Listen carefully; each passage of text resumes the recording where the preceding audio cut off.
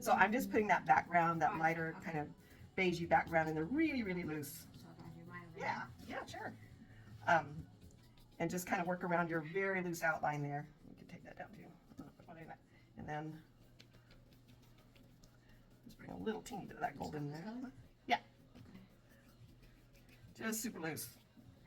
Don't try to fill in perfect lines. We want it to be really, really loose. Oh, you're painting it on here. Oh, oh that's fine. Robin's painting on the palette. But it looks really good. That was great practice for you, silly girl. I know the palette, we're using the same paper for the palette as we are for our. we might need to take this down too. So as we get further down in our painting, I want to capture enough of that, and I can overlap that a little bit too, especially with that lighter color. But we are going to capture. We're going to start to work into our blues. So we got to get our blues out, and a little bit of gray. I was going to put that on a different paper since it's blues are. I don't know where my palette's paper pad is, and I didn't find my plastic wrap thing either. So as I start to work further down, I'm going to get some of that blue gray in there. Again, very loose, dry brush, back and forth, little crisscrosses, figure eights.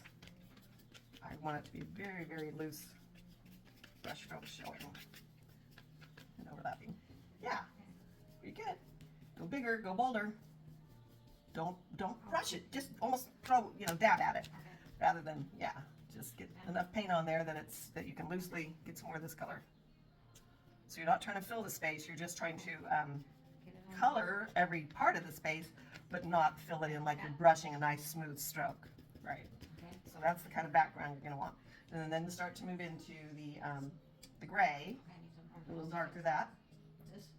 Yeah, and try to keep your brush fairly dry. We don't have any paper. Yeah, so this is just really messy, loose painting for the background. And it's nice because we don't have to be perfect. It's nice when we don't have to be perfect. Why do you think I love Impressionism and abstract so much? Because I don't have to be perfect. So I'm going to get a little bit of that darker. So you're working your way into the darker teal and kind of mixing it a little bit with your gray. Get some of that gray over there, in there. So, and really, really loose.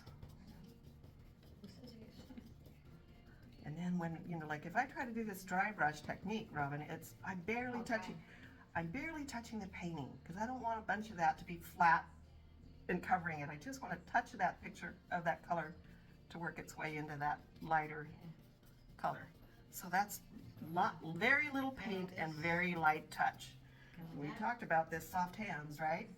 Yep, but you got too big a break now. So what are you going to do? You got to bring some of that teal up to your gray and some of the gray down into your teal. But you don't have to brush it. Don't brush it. Dab it. Just hit the painting. There you go. But don't separate. So come all the way up here and dab, dab, dab. You can brush a little bit if you're really truly blending, but we're not quite blending. We just want them to. Nope. Too perfect. Too perfect. Get messy. Okay, Robin, look at mine. See how messy that is? That's the dry brush I was talking about. So I'm just dabbing, dab, dab, dab, dab, dab, dab up there. Okay. Like that. Yeah, but come all the way up. You got to come up here. Yeah, there you go. There you go. Now you're getting it. There we go. There we go.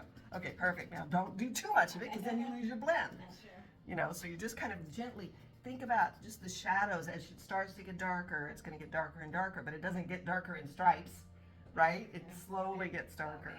So we don't want it to be looking like stripey, but we do like that loose background. All right. This is the quick paint. In her feathers. So we could have put a little bit more dark up there too, but we're gonna cover it all anyway, so a little broader. So this is kind of an interesting color. This is metallic, like a pearlescent, but it has a pink tone to it. So yeah, it could be pretty. I think if we get some white down, then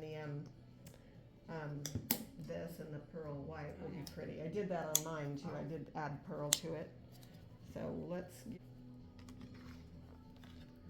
work with this lighter colors. You could probably throw a couple of shades in there. So that's pearlescent too, but I don't want you to do anything just yet with that. So I'm just going to start to do these really loose brush strokes, see?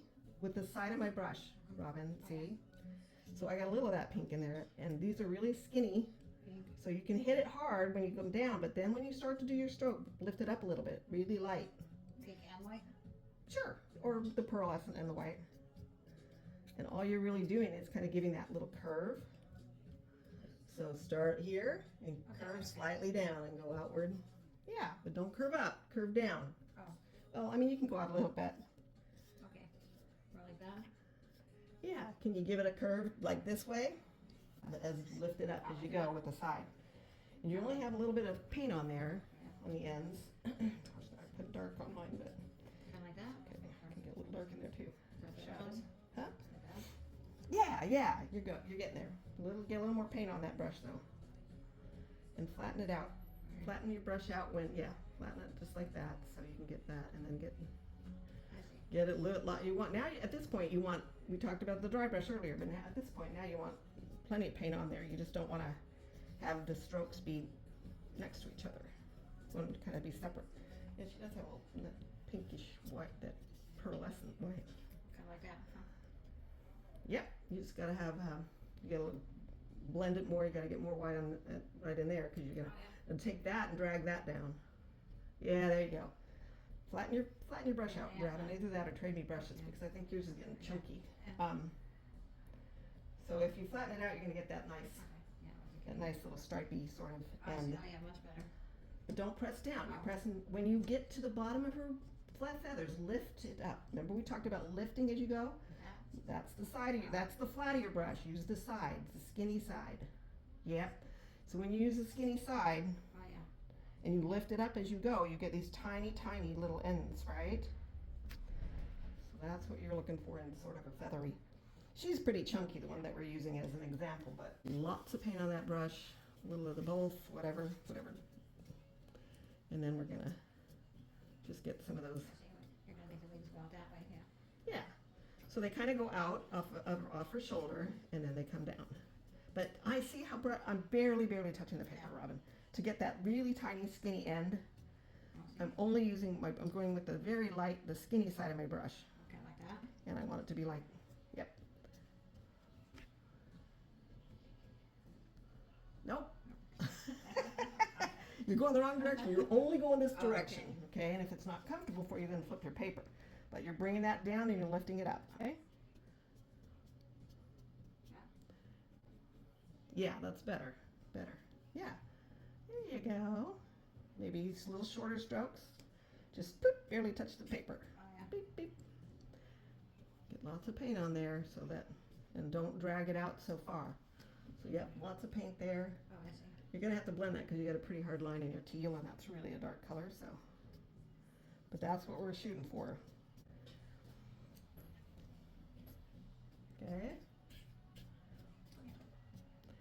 I got some of my colors coming through, but and we may go back over with some pastels too. But I'm barely hitting on my.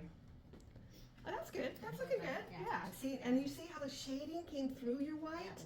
But once you blend that now, it's great, and that's looking really, really good. As long as you get some of those feathery sort of leafy. No, he was perfect. I was like, I want you to touch it.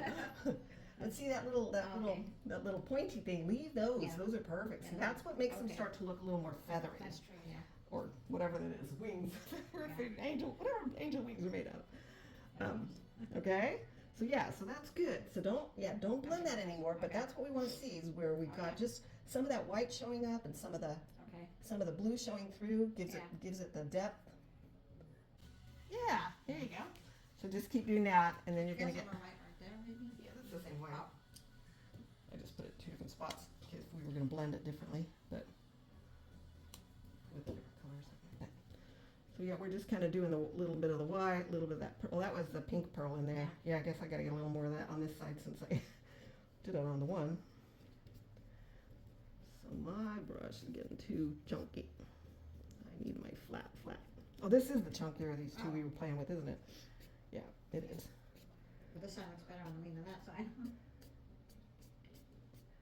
Alright, so we just get really loose. Remember, it's all very impressionistic, so it's not supposed to be perfect. Yeah. And she doesn't have a lot of details, but this as far as the... This side looks different than that side. Yeah, you need more white. Get more paint on that brush. On this side here? Yep. Oh. And remember, just use the side of your brush. Get it nice and flat, and then I see. and keep a little of a curve in it. And when you get down to the very, you're barely touching the paper, and you're lifting that brush as you.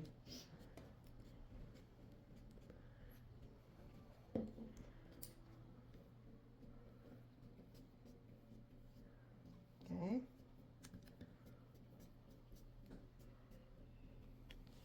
So we get the impression of individual feathers. Yeah, looking That side's good. better than that side. Yeah, looking good. You Okay. can blend that a little bit, or just put a couple more stripies up there. Yeah. So y'all have already met the unnamed angel, but she now has a twin sister. um, this one got a little of that pink pearlescent in her wings. It's kind of just a little teeny shimmer there. I just needed to get her on camera so you guys could see how pretty that pink was. And this has a little bit more of the gold. She liked the other one, that painting, so much that she wanted to paint one too, so that's what we did today.